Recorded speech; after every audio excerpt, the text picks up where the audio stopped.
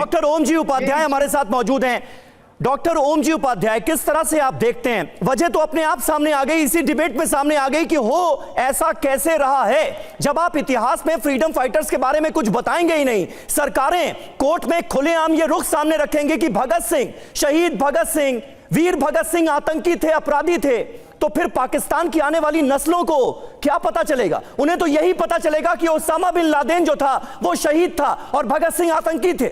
नहीं, ऐसा नहीं है। बिल्कुल, जो खैरल साहब और दूसरे हमारे साथी लाहौर से जुड़े हुए जो पक्ष रख रहे हैं वो बहुत एकांगी है, मुझे लगता है रवि साहब और समीर जी, क्योंकि एक तो जो लाहौर म्युनिसिपल कॉर्पोरेशन ने हलफनामा दायर किया है और उसमें तारिक मजीद की जो चिट्ठी लगाई है उस चिट्ठी में ये सारे तथ्य इस तरह से लिखे हुए हैं जो इतने अनर्गल हैं, बकवास है, जिनका कोई ऐतिहासिक मतलब जिसका कोई ऐतिहासिक आधार नहीं है। एकदम डिस्टॉर्ट करने की बात है कि आप भगत सिंह जैसे क्रांतिवीर को जिनके 8 साल का जो क्रांतिकारी जीवन है उसका एक एक दिन अगर वो शायद सही में अपने बच्चों को पढ़ाते ठीक तरीके से, सही में भगत सिंह के जीवन से, उनके कृतित्व से, उनके विचारों से परिचित कराते, तो उनके लिए आदर्श लादेन नहीं बनता, उनके लिए आदर्श हाफिज सईद नहीं बनता और सही में पाकिस्तान शायद दूसरी दिशा में होता। ऐसा मेरा मानना है। उस भगत सिंह को जिन्होंने अपने जीवन की एकदम परवाह किए बिना हंसते हंसते फांसी के फंदे को चूमा और तभी लाहौर भी अंग्रेजों से मुक्त होके जिसको कहते हैं ना आजाद हवा में सांस ले रहा है। और क्रांतिकारिता देखिए समीर साहब, रवि जी, कि किस तरह की क्रांतिकारिता थी उस व्यक्ति की सांचे में ढली हुई। उनकी माँ, पिताजी, उनके भाई सभी चाहते थे कि उनको उनकी सजा कम कर दी जाए जब वो जेल में है, और उनसे जाके वो जेल में कहते हैं, इतना जबरदस्त रेफरेंस है ये, उनसे जाके जेल में कहते हैं कि आप केवल एक चिट्ठी लिख के दे दो, एक माफीनामा लिख के दे दो। वायसराय से हमारी बात हो रही है, मां विद्यावती ने उनके वायसराय से प्रयास करके ये सारी बातचीत, चिट्ठियां लिख रखी थी कि उनकी सजा कम कर दी जाएगी, फांसी कम कर दी जाएगी। और जब कुछ दिन बाद जाते हैं और एक मुड़ा तुड़ा कागज वो देते हैं जिसकी शुरुआत उन्होंने की होती है जिस शेर से कि उन्हें यह फिक्र है हरदम, उन्हें यह फिक्र है हरदम की नया तर्जे जफा क्या है, यानी वे टू टार्चर। अंग्रेजों को हमेशा ये चिंता है कि नया नया वे टू टार्चर क्या है, कैसे कैसे टार्चर किया जाए। उन्हें यह फिक्र है हरदम की नया तर्जे जफा क्या है, हमें यह शौक की देखें सितम की इंतहा क्या है।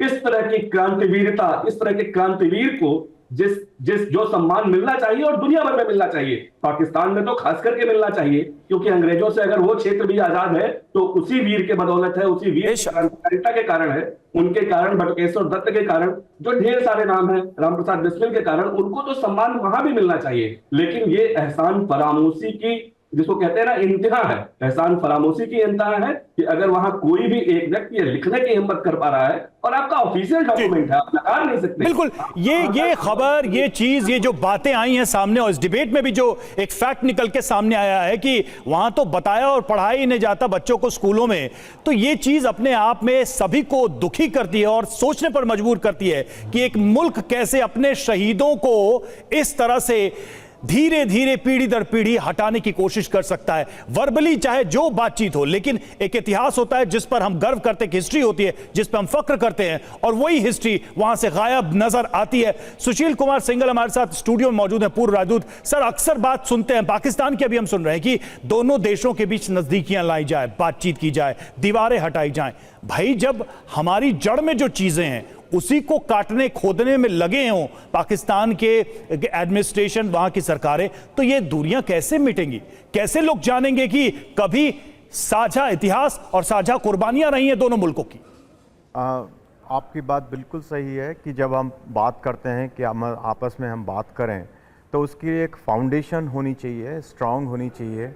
एक हमारी इंडिया और पाकिस्तान जो है एक दोनों की जो है शेयर्ड हिस्ट्री है, लेकिन जिस तरह से अभी ये बात निकल के आ रही है कि इतने डिस्टॉर्शन के साथ में उसको पेश किया जा रहा है, वैसे जो रजा साहब ने कहा कि भाई ओरली जो है लोग जानते हैं जी, और वहाँ भगत सिंह का जो मेमोरियल है उसकी बहुत रेस्पेक्ट की जाती है, लेकिन लगता है कि इन सब बातों से कि जो सरकार की जो पॉलिसी है, पर्टिकुलरली जो हिस्ट्री सिखाने के बारे में, उनकी जो पाकिस्तान और भारत दोनों एक साथ आज़ाद हुए तो आज़ादी की जो कहानी है जिन्होंने कंट्रीब्यूट किया उसको डिस्टॉर्ट किया गया है और किया जा रहा है। और इसमें मुझे लग रहा है कि जो है ये बड़ी सोच समझ के काम किया जा रहा है क्योंकि जैसा अभी मेंशन हुआ कि जो है खालिस्तानी जो है उनको जो कुछ अभी मैं वीडियो देख रहा था उसमें खालिस्तानी जो है जी। जो समर्थक हैं वो भी उनको काफिर बोल रहे हैं भगत सिंह को कि वो काफिर थे, कौम के गद्दार थे और उन्होंने कौम के लिए कुछ नहीं किया। तो और उधर हम देखें कि बांग्लादेश में वहाँ भी कोशिश की जा रही है कि जो हिस्टोरिकल जो उनका लिबरेशन मूवमेंट हुआ उसके साथ जो संबंधित जो भी चीज़ें हैं उनको हटाने की कोशिश की जा रही है और जो है वहाँ तो सर खुलेआम मिटाने की कोशिश हो रही है। बिल्कुल। तो ये एक मुझे जो लग रहा है कि पार्ट ऑफ लार्जर कॉन्स्पिरेसी है कि लोगों के दिमाग में जो है हिस्ट्री को बदल दिया जाए और उनको जो आज के जो उनके सर्वा हैं वो उनके हिसाब से लोगों को हिस्ट्री का मालूम हो, जो कि एक बहुत जो अच्छी चीज़ नहीं है, क्योंकि जब तक हम हिस्ट्री जो है हमारी उसको हम लर्न नहीं करेंगे उससे और उसको फॉलो नहीं करेंगे, हम आगे जो बढ़ने की जो हमारा मुद्दा है वो नहीं बढ़ पाएगा, क्योंकि वो फाउंडेशन स्ट्रांग नहीं होगी उसकी। तो इसलिए बहुत ज़रूरी है कि जो एक्चुअल हिस्ट्री है हम उसको लोगों को बताएं और उसके बाद उस लोग अपना राय उसके ऊपर बना सकते हैं। बिल्कुल सही बात है इरशाद अहमद खान साहब। वैसे तो ये गलती नहीं, ये गुनाह है।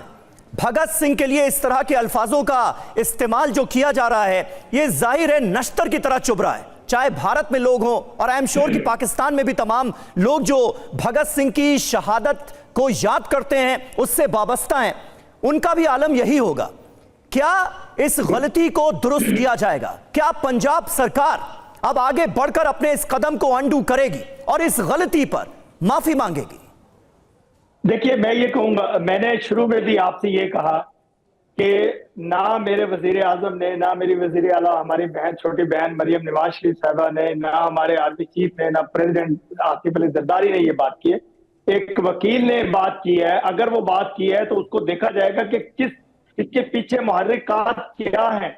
और दूसरी बात यह है, मैं तो खुद चाहूंगा हम अपनी बहन वजीर आला मरियम नवाज शरीफ साहबा से कहेंगे कि भगत सिंह की यादगार बननी चाहिए, लाहौर में बननी चाहिए, फैसलाबाद में बननी चाहिए, क्योंकि ये आजादी के परवाने थे। ये इनकलाब इरशाद साहब ये कह के कैसे आप वॉक ओवर दे रहे हैं? जो वकील है वो किसको रिप्रेजेंट कर रहे थे? जो वकील हैं अदालत में जो वो बातें कह रहे हैं, जो दस्तावेज दे रहे हैं, वो किसको रिप्रेजेंट कर रहे हैं? भाई किसी भी सिस्टम में रिप्रेजेंटेशन मायने रखता है कि नहीं रखता है?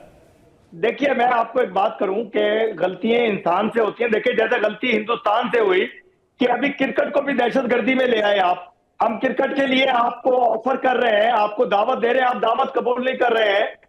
क्या खेलों को दहशतगर्दी में लाना चाहिए? क्या खेलों को सियासत में लाना चाहिए? अब देखें, हम बार बार आपको दावत दे रहे हैं। टॉपिक चेंज मत कीजिए इरशाद खान साहब, टॉपिक चेंज मत कीजिए। इस पर हम कल चर्चा कर चुके हैं। आज आप ये बताइए कि लाहौर के शादमान चौक का नाम भगत सिंह चौक होना चाहिए या नहीं होना चाहिए?